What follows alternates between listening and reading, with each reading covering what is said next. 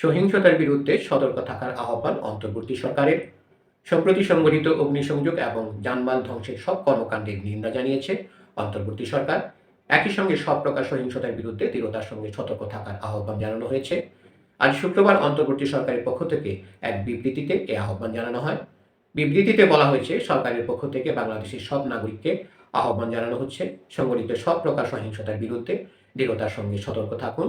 আমরা সহিংসতা, ভীতি প্রদর্শন, অগ্নিসংযোগ এবং যানবাহন ধ্বংসের সব কর্মকাণ্ডকে দৃঢ়ভাবে ও ব্যর্থহীনভাবে নিন্দা জানাই। এতে আরও বলা হয়, দেশের ইতিহাসের এই সংকটময় সময়ে আমরা একটি ঐতিহাসিক গণতান্ত্রিক রূপান্তরের মধ্যে দিয়ে অগ্রসর হচ্ছি। যারা বিশৃঙ্খলাকে পুঁজি হিসাবে নেয় এবং শান্তির পথকে উপেক্ষা করে, এমন অল্প কয়েকজনের কারণে এই অগ্রযাত্রা আমরা কোনোভাবেই ব্যাহত হতে দিতে পারি না এবং দেব না। অন্তর্বর্তী সরকার আরও জানিয়েছে, আসন্ন নির্বাচন ও গণভোট কেবল রাজনৈতিক অনুশীলন নয়, এগুলো একটি গুরুতর জাতীয় অঙ্গীকার।